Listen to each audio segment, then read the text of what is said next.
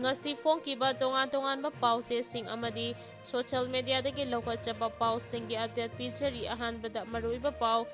Manipur State ki ahanba oina Senapati Bazar da sagatpa multi-level car parking miyamda sinaba yaragani haina hanagi Honorable CM N Biren Singh hana social media da thagalakhre. Central leadersingna kaurakpadagi former CM Biren yauna BJP, NPP amasung NPF ki MLA sing Delhi pangkhre. Thogliba irang si Kuki singna jahi kun-kuntragi mamangdagi pre-plan tauraga lakpadu safonglakpani hainag Jugindro na phongdorakhre. Cotu gi activity sing Thingjinnaba free movement lehanaba signature campaign Hwkhre. RK Hemabati da Lifetime Achievement Award piragani. Union Budget 2026-27 Parliament ta ngarang Finance Minister na Hwkhre budget speech ta medical tourism hub Northeast ta foreign tourist laknaba Buddhist circuit sengatnaba yaure. Ukhru lambi da pung humputara nitoy ban tawgadawri Manipur kanaba amadi yellow group sing punsinaba NPP tera lai thorakpani haina Waijoy Kumar na phongdorakhre. Iramdam Kangla kanabagi-damak youth singna lawgadaba tawdang haiba timda youth awareness program pangthokre. India lenga ki thawong Manipur thugainaba hotnabani lawdaba ngamloi haina memchana phongdorakhre. Indo-Myanmar border mayadagi combined force na miyoi amadagi lupa crore 13 longgi value oigadaba draka konana fare. Miyamgi khongchata saruk yakiba sing amasung mateng panglakiba pumnamakpu thagatli haina kokomina phongdorakli. Mitop Khndoktrib Faob shanti phangloi haina Meitei lipunna phongdorakhre. Haudik pau sandongna pijari. Thogliba irang si Kuki singna jahi kun-kuntragi mamangdagi pre-plan tauraga lakpadu safonglakibani haina Jugindro na phongdorakhre.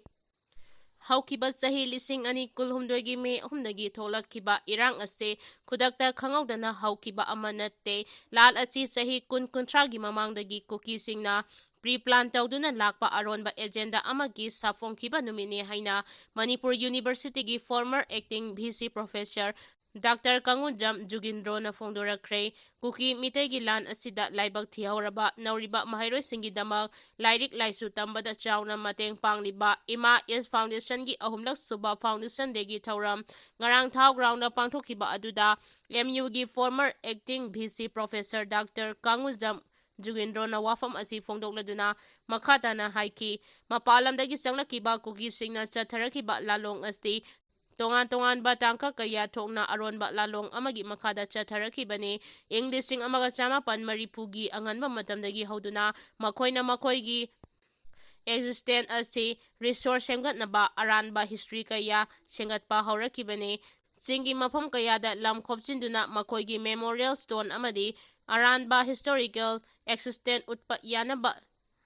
lobby tawba hauki ST lista sansinduna ahenba kudong chaba lawba administration da yausinduna makoigi oiba agenda sengat panachingba lalong kaya sagalakibane popi thaduna senjau tanchinba India gi proxy army oina mateng pangni haiduna lalawba sing sengatuna India government ka su tawnakiba asina singba lalong kaya asina ngasidi safonglakuna ngasidi Meitei Kuki Lan asi tholakibane me ahumda hektak kudakta haurakiba lan amanati haiki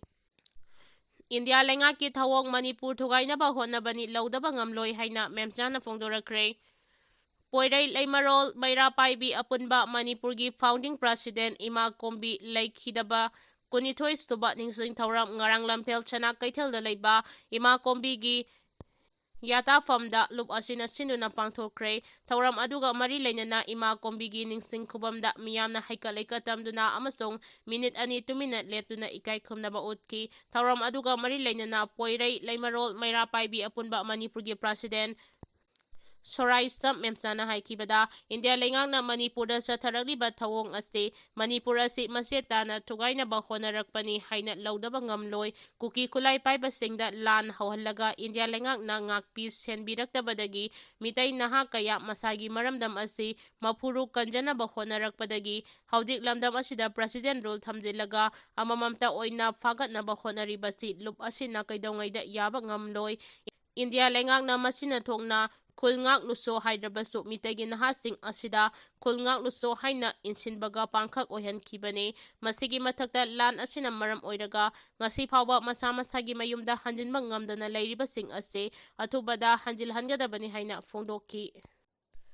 Ukhrul Lambida Pung Humputara Nitoigi Ban Taugadari National Highway 202 Paktokpada Lamlausan Kiba Ukhrul Districtki Huibung Sangsak Punghon Sangsak Kulen Amasung Hatha Village ki Khunja Singda Lengakna Makoigi Lamgi Competition Pitoktuna Laibagi Mayokta Thasigi Marigi Ahing Nongai Dagi Thasigi Taruki Ahing Nongai Faoba National Highway 202 da Pung Humputara Nitoigi Ban Hwkhre National Highway Asigi Ukhrulgi Flanks Corner dagi Soithar Junction Faoba Lambi Asi Thingbagi Khongdang Sangsingani National Highway Asti Paktorakpada Hairiba Lamgi Saruk Astigi Nagyeta Lairiba Kulgi Khunja Singdagi Lawson Kiba Lamgi Competition Pitoktana Lairiba Asti Atuba Matamda Pitoknaba Khunja Singna January 25da Ukhrulgi Deputy Commissioner da Aiba Serol Ama Piduna Taksin Kibaga Loinana Lambi Thingbagi Khongdang Sangsilagani Haina Sukhangankre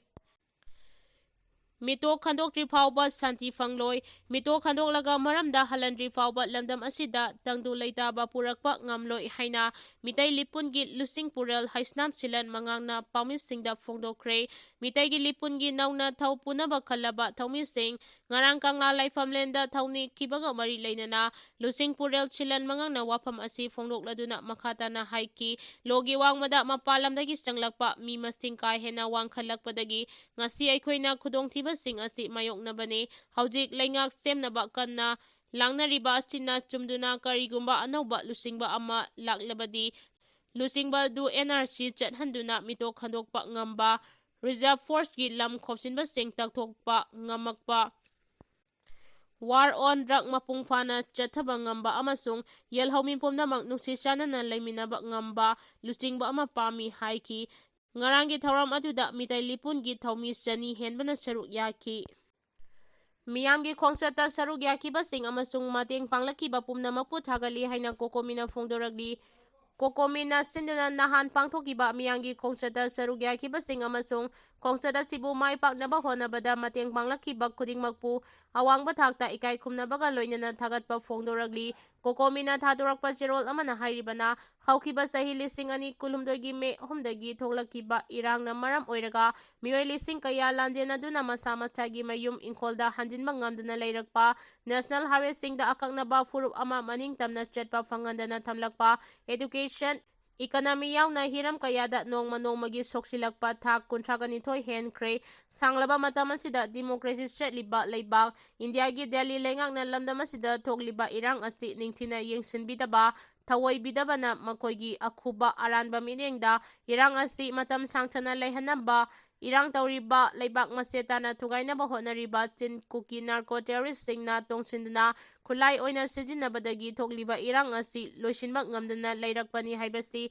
lamdamasida khundaminariba furukanglup asina ngasidagi wakal taminare Indian Constitution na piriba fundamental rights kaya iramdamasagi miyamda fangandana sanglaba matam kaya namsinduna thamlagli asigumba sirabatan pam asida iramdam ipuruk kanabagi damakta lup adsina punsilo haiba iraisa miyamgi kolaw adu ikai kumnabaga loinana amataw aiba listing amada lamdamasigi laibaki damak songthoragliba lup humpu henbana punsilaga semkiba apunba lup ama oiriba kokomina iraibak ifuruk kanjanaba sangsiliba khongsat asida ifuruk sing tongan ba thawai puramba lup kayana sagatuna India lengaki mafamda aikoigi achetpa phirep khanghanba ngamkiba sigi damak iraisa pumnamaki mafamda ikai kumnaba utchari haina Phongdoki Manipur kanaba amadi yellow purup sing punsinaba NPP tera lai thorakpani haina Waijoy Kumarna Phongdorakre Political Party amatana Manipur kanaba thaudang lauraktri maram asina Manipur kanaba amadi yellow purup sing punsinaba NPP tera lai thorakpani haina NPP tera lai gi President Yumnam Doi Kumarna Phongdorakre wafam asi ngarang nauna safonglaba Regional Party NPP tera lai gi Party Office hangdokpa amadi Party asigi firal singkhatpagi thauram pangthokibaga loinana Naurem thongda leiba Party asigi office da paumi singa unaba amada Phongdokibani Meghalaya gi Chief Minister Kornat ke sangmana lusingba NPP da gi toklaga lamdam asigi ꯂꯩꯍꯥꯎꯗꯒꯤ ꯍꯧꯔꯛꯄ regional party ꯑꯃ ꯑꯣꯏꯅ NPP ꯁꯥꯐꯣꯡꯕꯗ ꯑꯆꯧꯕ ꯊꯧꯗꯥꯡ ꯂꯧꯈꯤꯕ ꯇꯦꯔꯥꯂꯥꯏꯒꯤ ꯃꯤꯡ ꯂꯧꯗꯨꯅ ꯏꯔꯣꯏꯁꯦꯝꯕꯗ ꯂꯩꯕ ꯃꯌꯣꯜꯒꯤ office ꯀꯝꯄ꯭ꯂꯦꯛꯁꯇ ꯁꯥꯐꯣꯡꯈꯤꯕꯒ ꯂꯣꯏꯅꯅ ꯄꯥꯔꯇꯤ ꯑꯁꯤꯒꯤ ꯐꯤꯔꯥꯜ ꯆꯤꯡꯈꯠꯈꯤ꯫ ꯊꯧꯔꯝ ꯑꯗꯨꯗ NPP ꯇꯦꯔꯥꯂꯥꯏꯒꯤ ꯅꯧꯅ ꯊꯧ ꯄꯨꯒꯗꯕꯁꯤꯡꯅ ꯁꯔꯨꯛ ꯌꯥꯈꯤꯕꯒ ꯂꯣꯏꯅꯅ BJPꯅ ꯂꯨꯆꯤꯡꯕ ꯂꯩꯉꯥꯛꯇ MLA ꯑꯣꯏꯔꯝꯕ ꯀꯌꯥ ꯑꯃꯁꯨ ꯁꯔꯨꯛ ꯌꯥꯈꯤ꯫ ꯁꯦꯟꯇ꯭ꯔꯦꯜ ꯂꯤꯗꯔꯅ ꯀꯧꯔꯛꯄꯗꯒꯤ ꯐꯣꯔꯃꯔ CM N Biren ꯌꯥꯎꯅ BJP, NPP ꯑꯃꯁꯨꯡ NPFꯀꯤ MLAꯁꯤꯡ ꯗꯦꯜꯂꯤ ꯄꯥꯡꯈ꯭ꯔꯦ꯫ ꯁ꯭ꯇꯦꯠ ꯑꯁꯤꯗ ꯐꯦꯕ꯭ꯔꯨꯋꯥꯔꯤ 12ꯒꯤ ꯃꯃꯥꯡꯗ ꯄꯣꯄꯨꯂꯔ ꯒꯚꯔꯟꯃꯦꯟꯠ ꯑꯃ ꯂꯥꯛꯂꯕ ꯌꯥꯏ ꯍꯥꯏꯅ ꯃꯤꯌꯥꯝꯅ ꯂꯥꯛꯇꯛꯅꯅ ꯂꯩꯔꯤꯉꯩ ꯆꯩꯔꯛ ꯑꯁꯤꯗ ꯅꯍꯥꯟ ꯅꯨꯃꯤꯗꯥꯡ ꯑꯊꯦꯡꯕꯗ BJPꯒꯤ ꯅꯦꯁꯅꯦꯜ ꯂꯤꯗꯔꯁꯤꯡꯒꯤ ꯃꯥꯏꯀꯩꯗꯒꯤ BJP ꯑꯃꯁꯨꯡ ꯃꯁꯤꯒ ꯆꯠꯃꯤꯟꯅꯔꯤꯕ NPP ꯑꯃꯁꯨꯡ NPFꯀꯤ MLAꯁꯤꯡ ꯉꯁꯤ ꯐꯦꯕ꯭ꯔꯨꯋꯥꯔꯤ 2ꯗ ꯗꯦꯜꯂꯤꯗ ꯄꯥꯡꯊꯣꯛꯀꯗꯕ ꯌꯥꯝꯅ ꯃꯔꯨꯑꯣꯏꯕ ꯃꯤꯐꯝꯗ ꯁꯔꯨꯛ ꯌꯥꯅꯕ ꯀꯧꯔꯛꯄꯗꯒꯤ ꯉꯔꯥꯡ MLA ꯑꯌꯥꯝꯕ ꯗꯦꯜꯂꯤ ꯄꯥꯡꯈ꯭ꯔꯦ꯫ ꯉꯔꯥꯡ ꯗꯦꯜꯂꯤꯗꯃꯛ ꯏꯝꯐꯥꯜꯗ ꯊꯥꯗꯣꯛꯈꯤꯕ ꯑꯗꯨꯗ BJP ꯃꯅꯤꯄꯨꯔ ꯄ꯭ꯔꯗꯦꯁꯀꯤ president A. Sharda Devi, former CM N Biren, MLA ꯕꯤꯁ꯭ꯋꯔꯖꯤꯠꯁꯨ ꯁꯔꯨꯛ ꯌꯥꯈꯤ꯫ ꯄ꯭ꯔꯦꯁꯅ ꯐꯪꯕ ꯄꯥꯎꯒꯤ ꯃꯇꯨꯡ ꯏꯟꯅꯗꯤ ꯅꯍꯥꯟ ꯅꯨꯃꯤꯗꯥꯡ ꯄꯨꯡ 10 ꯔꯣꯝ ꯇꯥꯕ ꯃꯇꯝꯗ BJP north east incharge Sambit ꯄꯇ꯭ꯔꯅ BJP ꯃꯅꯤꯄꯨꯔ ꯄ꯭ꯔꯗꯦꯁꯀꯤ ꯄ꯭ꯔꯁꯤꯗꯦꯟꯠ A. ꯁꯔꯗꯥꯔꯒꯤ ꯈꯨꯠꯊꯥꯡꯗ BJP ꯑꯃꯁꯨꯡ ꯃꯁꯤꯒ ꯆꯠꯃꯤꯟꯅꯔꯤꯕ NPP ꯑꯃꯁꯨꯡ NPFꯀꯤ MLAꯁꯤꯡ ꯉꯁꯤ ꯅꯨꯡꯊꯤꯜ ꯄꯨꯡ 2ꯗ ꯗꯦꯜꯂꯤꯗ ꯄꯥꯡꯊꯣꯛꯀꯗꯧꯔꯤꯕ ꯃꯤꯐꯝ ꯑꯁꯤꯗ ꯁꯨꯡꯁꯣꯏ ꯁꯣꯏꯗꯅ ꯁꯔꯨꯛ ꯌꯥꯔꯅꯕ ꯈꯪꯍꯜꯂꯛꯈꯤꯕꯅꯤ꯫ ꯉꯔꯥꯡ ꯏꯝꯐꯥꯜ ꯑꯦꯌꯔꯄꯣꯔꯠꯇ ꯐꯣꯔꯃꯔ CM N Birenꯅ ꯗꯦꯜꯂꯤꯒꯤꯗꯃꯛ ꯏꯝꯐꯥꯜ ꯊꯥꯗꯣꯛꯇ꯭ꯔꯤꯉꯩ ꯃꯥꯡꯑꯣꯏꯅꯅ ꯄꯥꯎꯃꯤꯁꯤꯡꯒ ꯎꯅꯕ ꯑꯃꯗ ꯍꯥꯏꯈꯤꯕꯗ ꯁꯦꯟꯇ꯭ꯔꯦꯜ ꯂꯤꯗꯔꯁꯤꯡꯒꯤ ꯃꯥꯏꯀꯩꯗꯒꯤ NDAꯒꯤ ꯄꯥꯔꯠꯅꯔꯁꯤꯡ ꯄꯨꯟꯅ ꯉꯁꯤ ꯄꯥꯡꯊꯣꯛꯀꯗꯧꯔꯤꯕ ꯃꯤꯐꯝ ꯑꯁꯤꯗ ꯁꯔꯨꯛ ꯌꯥꯅꯕ ꯀꯧꯔꯛꯈꯤꯕꯅ ꯀꯔꯤꯒꯨꯝꯕ ꯗꯦꯚꯂꯞꯃꯦꯟꯠ ꯈꯔꯗꯤ ꯁꯣꯏꯗꯅ ꯂꯩꯒꯅꯤ꯫ ꯃꯃꯥꯡꯗꯁꯨ BJPꯒꯤ MLAꯁꯤꯡ ꯄꯨꯜꯂꯞ ꯀꯧꯗꯨꯅ ꯁꯦꯟꯇ꯭ꯔꯦꯜ ꯂꯤꯗꯔꯁꯤꯡꯒ ꯃꯤꯐꯝ ꯄꯥꯡꯊꯣꯛꯈꯤꯕ ꯂꯩꯈ꯭ꯔꯦ꯫ ꯍꯧꯖꯤꯛ ꯂꯩꯔꯤꯕ PR ꯒꯤ ꯃꯇꯝ ꯑꯁꯤ ꯊꯥ ꯑꯁꯤꯒꯤ 12ꯗ ꯂꯣꯏꯒꯗꯕꯅ ꯃꯁꯤꯒꯤ ꯃꯃꯥꯡꯗ ꯄꯣꯖꯤꯇꯤꯕ ꯑꯥꯎꯠꯀꯝ ꯑꯃ ꯁꯣꯏꯗꯅ ꯂꯥꯛꯀꯅꯤ ꯍꯥꯏꯕꯒꯤ ꯊꯥꯖꯕ ꯂꯩ꯫ ꯒꯚꯔꯟꯃꯦꯟꯠ ꯑꯃ ꯍꯥꯏꯕꯁꯤꯗꯤ ꯀꯟꯇꯤꯅ꯭ꯌꯨꯏꯡ ꯄ꯭ꯔꯣꯁꯦꯁꯅꯤ꯫ ꯃꯅꯤꯄꯨꯔꯒꯤ ꯑꯣꯏꯔꯤꯕ ꯐꯤꯚꯝ ꯑꯁꯤꯗ ꯑꯍꯣꯡꯕ ꯀꯌꯥ ꯑꯃ ꯁꯣꯏꯗꯅ ꯂꯥꯛꯀꯅꯤ꯫ ꯆꯤꯡ ꯑꯃꯁꯨꯡ ꯇꯝꯗꯁꯨ ꯑꯍꯣꯡꯕ ꯀꯌꯥ ꯂꯥꯛꯄ ꯂꯩꯔꯦ ꯍꯥꯏꯅ ꯐꯣꯡꯗꯣꯛꯈꯤ꯫ MLA ꯕꯤꯁ꯭ꯋꯔꯖꯤꯠꯅ ꯐꯣꯡꯗꯣꯛꯈꯤꯕꯗ BJP ꯑꯁꯤ ꯗꯤꯁꯤꯄ꯭ꯂꯤꯟ ꯄꯥꯔꯇꯤ ꯑꯃ ꯑꯣꯏꯕꯅ ꯁꯦꯟꯇ꯭ꯔꯦꯜ ꯂꯤꯗꯔꯁꯤꯡꯅ ꯍꯥꯏꯔꯛꯄ ꯋꯥꯐꯝ ꯑꯗꯨ ꯏꯟꯕ ꯇꯥꯕꯅꯤ꯫ ꯉꯁꯤꯒꯤ ꯃꯤꯇꯤꯡ ꯑꯁꯤ NDAꯒꯤ ꯄꯥꯔꯠꯅꯔꯁꯤꯡ ꯁꯨꯅ ꯀꯧꯔꯛꯄꯅ ꯄꯣꯖꯤꯇꯤꯕ ꯗꯦꯚꯂꯞꯃꯦꯟꯠ ꯑꯃꯗꯤ ꯁꯣꯏꯗꯅ ꯂꯩꯒꯅꯤ꯫ ꯁ꯭ꯇꯦꯠ ꯑꯁꯤꯗ ꯂꯩꯔꯤꯕ PR ꯔꯤꯚꯣꯛ ꯇꯧꯗꯨꯅ ꯄꯣꯄꯨꯂꯔ ꯒꯚꯔꯟꯃꯦꯟꯠ ꯑꯃ ꯁꯦꯝꯕ ꯑꯃꯁꯨꯡ ꯁꯦꯝꯗꯕ ꯍꯥꯏꯕꯁꯤ ꯁꯦꯟꯇ꯭ꯔꯦꯜ ꯂꯤꯗꯔꯁꯤꯡꯅ ꯂꯦꯞꯀꯗꯕꯅꯤ꯫ ꯁ꯭ꯇꯦꯠ ꯑꯃꯁꯨꯡ ꯃꯤꯌꯥꯝꯒꯤ ꯑꯣꯏꯅ ꯀꯔꯤ ꯇꯧꯔꯒ ꯐꯒꯗꯒꯦ ꯍꯥꯏꯕꯗꯨ ꯁꯦꯟꯇ꯭ꯔꯦꯜ ꯂꯤꯗꯔꯁꯤꯡꯅ ꯈꯪꯅ ꯁꯣꯏꯗꯅ ꯋꯥꯔꯦꯞ ꯂꯧꯒꯅꯤ ꯍꯥꯏꯅ ꯊꯥꯖꯕ ꯐꯣꯡꯗꯣꯛꯈꯤ꯫ ꯂꯝꯁꯥꯡ ꯀꯦꯟꯗ꯭ꯔꯒꯤ MLA ꯔꯥꯖꯦꯅ ꯍꯥꯏꯈꯤꯕꯗ ꯁꯦꯟꯇ꯭ꯔꯦꯜ ꯂꯤꯗꯔꯁꯤꯡꯅ ꯀꯧꯔꯛꯂꯤꯕ ꯑꯁꯤ ꯒꯚꯔꯟꯃꯦꯟꯠ ꯑꯃ ꯁꯦꯝꯕꯒ ꯃꯔꯤ ꯂꯩꯅꯅ ꯑꯣꯏꯕ ꯌꯥꯏ꯫ ꯐꯦꯁꯕꯨꯛ ꯁꯥꯟꯅꯕꯁꯤꯡꯅ ꯄꯪꯍꯥꯏ ꯍꯥꯏꯔꯕꯁꯨ ꯂꯤꯗꯔ ꯈꯟꯕ ꯍꯥꯏꯕꯁꯤ ꯁꯦꯟꯇ꯭ꯔꯦꯜ ꯂꯤꯗꯔꯁꯤꯡꯅ ꯂꯦꯞꯀꯗꯕꯅꯤ꯫ ꯁꯦꯟꯇ꯭ꯔꯦꯜ ꯂꯤꯗꯔꯁꯤꯡꯅ ꯂꯧꯔꯛꯄ ꯐꯤꯔꯦꯞꯇ ꯌꯦꯠꯂꯨꯕ ꯌꯥꯕ ꯅꯠꯇꯦ ꯍꯥꯏꯅ ꯐꯣꯡꯗꯣꯔꯛꯈꯤ꯫ MLA ꯒꯣꯕꯤꯟꯗꯥꯁ ꯀꯣꯟꯊꯧꯖꯝꯒꯤ ꯃꯥꯏꯀꯩꯗꯒꯤ ꯐꯣꯡꯗꯣꯛꯈꯤꯕꯗ ꯁꯦꯟꯇ꯭ꯔꯦꯜ ꯂꯤꯗꯔꯁꯤꯡꯅ ꯀꯧꯔꯛꯂꯤꯕ ꯑꯁꯤ ꯀꯔꯤ ꯑꯦꯖꯦꯟꯗꯥ ꯂꯩꯕꯅꯣ ꯍꯥꯏꯕ ꯈꯪꯗꯦ꯫ ꯗꯦꯜꯂꯤꯗ ꯂꯥꯛꯅꯕ ꯅꯍꯥꯟ ꯅꯨꯃꯤꯗꯥꯡ ꯈꯪꯍꯜꯂꯛꯄꯒꯤ ꯃꯇꯨꯡ ꯏꯟꯅ ꯆꯠꯄꯅꯤ꯫ ꯀꯔꯤ ꯂꯥꯛꯀꯗꯒꯦ ꯍꯥꯏꯕꯗꯨ ꯏꯁꯣꯔ ꯈꯨꯔꯨꯝꯁꯤ ꯍꯥꯏꯈꯤ꯫ ꯈꯨꯔꯥꯏ ꯀꯦꯟꯗ꯭ꯔꯒꯤ MLA L. ꯁꯨꯁꯤꯟꯗ꯭ꯔꯣꯅꯗꯤ ꯃꯍꯥꯛꯀꯤ ꯂꯅꯥꯏ ꯑꯃ ꯁꯤꯜꯆꯔꯗ ꯆꯠꯀꯗꯕꯅꯤ ꯍꯥꯏꯕ ꯈꯛꯇꯃꯛ ꯐꯣꯡꯗꯣꯛꯂꯝꯈꯤ꯫ ꯀꯩꯁꯥꯝꯊꯣꯡ ꯀꯦꯟꯗ꯭ꯔꯒꯤ ꯏꯟꯗꯤꯄꯦꯟꯗꯦꯟꯠ MLA ꯅꯤꯁꯤꯀꯥꯟꯇ ꯁꯤꯡꯍ ꯁꯥꯄꯝꯅ ꯐꯣꯡꯗꯣꯛꯈꯤꯕꯗ ꯗꯦꯜꯂꯤ ꯈꯣꯡꯆꯠ ꯑꯁꯤꯒꯤ ꯄꯣꯖꯤꯇꯤꯕ ꯑꯣꯏꯕ ꯑꯥꯎꯠꯀꯝ ꯑꯃ ꯂꯥꯛꯄ ꯌꯥꯏ ꯍꯥꯏꯈꯤ꯫ ꯉꯔꯥꯡ ꯗꯦꯜꯂꯤ ꯈꯣꯡꯆꯠ ꯑꯗꯨꯗ BJPꯒꯤ MLAꯁꯤꯡ, ꯄꯥꯔꯇꯤ ꯑꯁꯤꯒ ꯆꯠꯃꯤꯟꯅꯔꯤꯕ NPP ꯑꯃꯁꯨꯡ NPFꯀꯤ MLA ꯀꯌꯥꯁꯨ ꯁꯔꯨꯛ ꯌꯥꯈꯤ꯫ MLA ꯑꯗꯨꯒꯤ ꯃꯥꯏꯀꯩꯗꯒꯤꯁꯨ ꯁꯣꯏꯗꯅ ꯁꯔꯀꯥꯔ ꯑꯃ ꯂꯤꯡꯅꯕꯒꯤ ꯐꯤꯚꯝ ꯂꯥꯛꯄ ꯌꯥꯏ ꯍꯥꯏꯅ ꯊꯥꯖꯕ ꯄꯤꯔꯝꯈꯤ꯫ ꯀꯣꯇꯨꯒꯤ ꯑꯦꯛꯇꯤꯚꯤꯇꯤꯁꯤꯡ ꯊꯤꯡꯖꯤꯟꯅꯕ ꯐ꯭ꯔꯤ ꯃꯨꯚꯃꯦꯟꯠ ꯂꯩꯍꯟꯅꯕ ꯁꯤꯒꯅꯦꯆꯔ ꯀꯦꯝꯄꯦꯟ ꯍꯧꯈ꯭ꯔꯦ꯫ ꯃꯃꯥꯡ ꯆꯍꯤꯒꯤ ꯗꯤꯁꯦꯝꯕꯔ 18ꯇ ꯀꯣꯇꯨꯒꯤ ꯃꯥꯏꯀꯩꯗꯒꯤ ꯄ꯭ꯔꯦꯁ ꯁ꯭ꯇꯦꯠꯃꯦꯟꯠ ꯊꯣꯛꯇꯨꯅ ꯁꯣꯁꯤꯌꯦꯜ ꯑꯦꯛꯇꯤꯚꯤꯁꯠ ꯃꯥꯂꯦꯡ ꯊꯣꯉꯥꯝꯒꯤ ꯁꯥꯏꯀ꯭ꯂꯤꯡ ꯐꯣꯔ ꯃꯅꯤꯄꯨꯔ ꯄꯤꯁꯀꯤ ꯈꯣꯡꯆꯠ ꯑꯃꯒ ꯃꯔꯤ ꯂꯩꯅꯅ ꯀꯥꯡꯄꯣꯛꯄꯤ ꯗꯤꯁꯇ꯭ꯔꯤꯛ ꯂꯥꯜꯂꯒ ꯆꯠꯇꯅꯕ ꯄꯤꯔꯛꯈꯤꯕ ꯋꯥꯔꯅꯤꯡ ꯑꯃꯒꯤ ꯃꯇꯥꯡꯗ ꯍꯩꯉꯥꯡ ꯄꯨꯂꯤꯁꯀꯤ ꯈꯨꯠꯊꯥꯡꯗ ꯀꯥꯡꯄꯣꯛꯄꯤ ꯄꯨꯂꯤꯁ ꯁ꯭ꯇꯦꯁꯟꯗ ꯀꯣꯇꯨꯒꯤ ꯃꯊꯛꯇ ꯃꯇꯤꯛ ꯆꯥꯕ ꯑꯦꯛꯁꯟ ꯂꯧꯈꯠꯅꯕ ꯋꯥꯀꯠꯂꯕꯁꯨ ꯉꯁꯤ ꯐꯥꯎꯕ ꯊꯕꯛ ꯑꯣꯏꯅ ꯑꯣꯟꯊꯣꯛꯇꯕꯒꯤ ꯃꯥꯌꯣꯛꯇ ꯀꯣꯇꯨ ꯌꯥꯎꯅ ꯀꯨꯀꯤꯒꯤ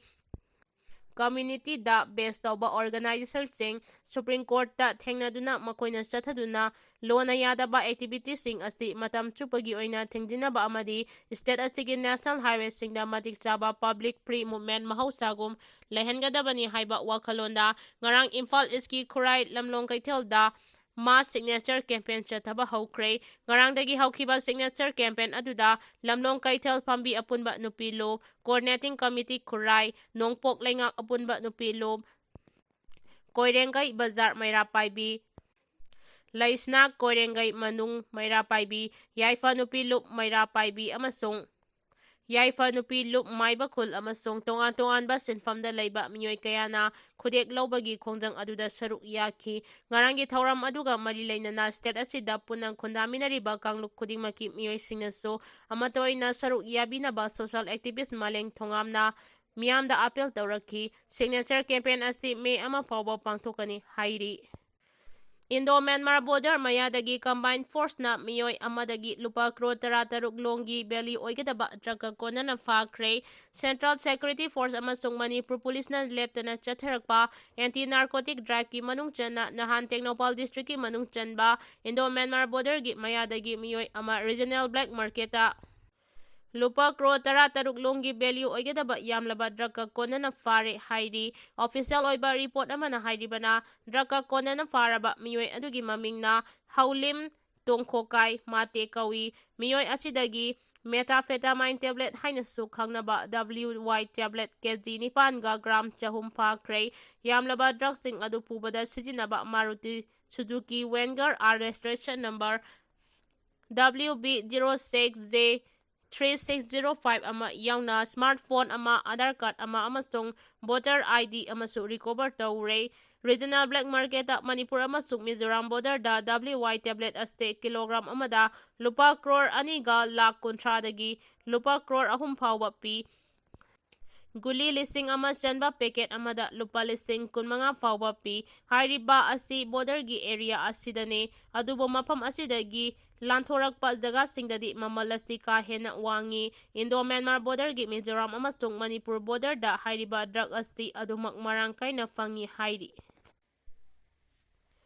RK Hemabati da Lifetime Achievement Award piragane Manipur Assam Manipuragi artist mapandana National Youth Cultural Award piduna ikai khumnaragane Ipak Film Production Manipur amadi Joydeep Memorial Foundation Imphal adina kosamnaraga lagliba February gi Chaicha 13 da pangthokadawriba National Youth Cultural Festival 2026 ki manung channa pigadaba tongan ba award fanglagadaba awardees singi ming ngarang festival asigi chairman khwairakpam Biswamitra na official oina lauthopagi thauram aduda festival asigi se patron Dr. RK Nayasna Devi vice chairman Dr. Yengkhom Bagachandra amadi convener Rakesh Naurem su saruk yaki Manipur gi film amadi theater gi lamda matam sangna kathoktuna laglibi lamdam sigi sangnai rabi artist RK Hemabati da Thangjam Bir Chandra and Thangjam Ongbi Maipakpi Memorial Lifetime Achievement Award 2026 piduna ikai khumnaba ullagane award asida sel oina lupa lising kun sol citation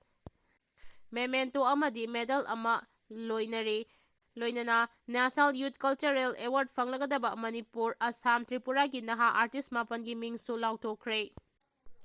Union Budget 2026-27 Parliament ngarang Finance Minister na Hwkhre Budget Speech da Medical Tourism Hub Northeast da Foreign Tourist lagnaba Buddhist Circuit sengatnaba yaure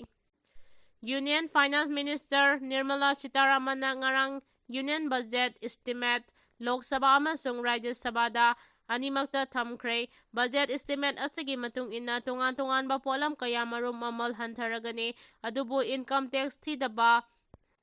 movable asset phongdoktaba amasung